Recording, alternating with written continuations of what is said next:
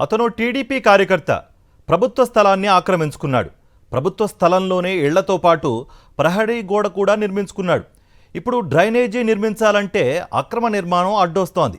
పోనీ పక్కాగా నిర్మిద్దామంటే మా ఇంటి ముందు డ్రైనేజీ నిర్మిస్తే ఒప్పుకునేదే లేదు అని అంటున్నాడు. ఇప్పటికే కలెక్టర్కు 2 సార్లు ఫిర్యాదు చేశారు గ్రామస్తులు. కలెక్టర్ ఆదేశాలను కూడా లెక్క చేయకుండా సవాల్ విసురుతున్నాడు. మరి ఆ టీడీపీ కార్యకర్త ఎవరు? అసలు ఇది ఎక్కడ జరిగిందో తెలుసుకోవాలనుందా? Watch it. ఇది గుంటూరుకు ఆనుకుని ఉన్న జొన్నలగడ్డ గ్రామం. స్థానిక సంస్థల ఎన్నికల్లో పంచాయతీ సర్పంచ్ పదవిని వైఎస్ఆర్సీపీ సానుభూతిపరులు గెలుచుకున్నారు. ఊరిలో అనేక అభివృద్ధి కార్యక్రమాలు చేపట్టారు. గ్రామ రూపురేఖలు మార్చేశారు. అయితే ఇంకా కొన్ని పనులు మిగిలిపోయాయి. 4 నెలల క్రితం ఎస్సీ కాలనీలో సిమెంట్ రోడ్లతో పాటుగా డ్రైనేజీలు నిర్మించాలని పంచాయతీ తీర్మానం చేసింది. పనులు దక్కించుకున్న కాంట్రాక్టర్లు నిర్మాణం మొదలుపెట్టారు. రోడ్డుకి ఇరువైపులా డ్రైనేజీ నిర్మించడానికి రెడీ అయ్యారు.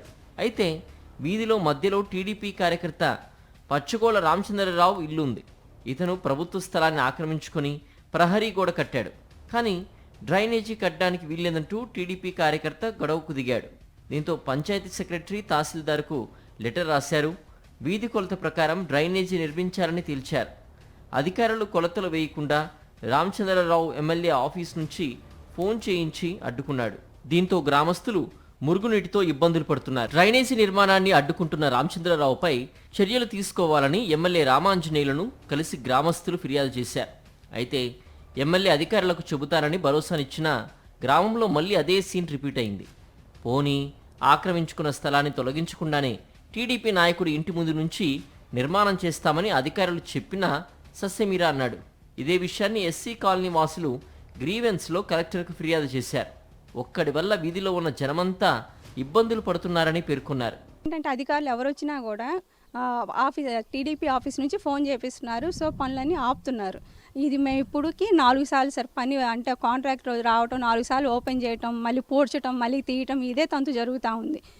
4 నెలలుగా డ్రైనేజీ నిర్మాణం పూర్తి కాకపోవడం వల్ల ఇబ్బందులు పడుతున్నారు.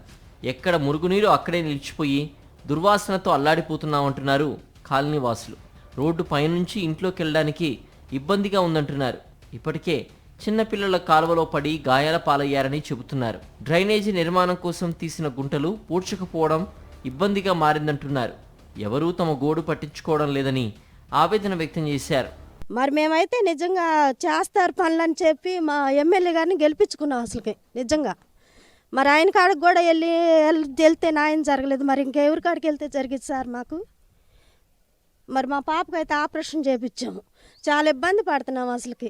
ఆ వెళ్ళే నీళ్లు పంచాయతీ వాళ్ళు మూస్తే ముయ్యాలి, వాళ్ళకి అధికారం ఉంది.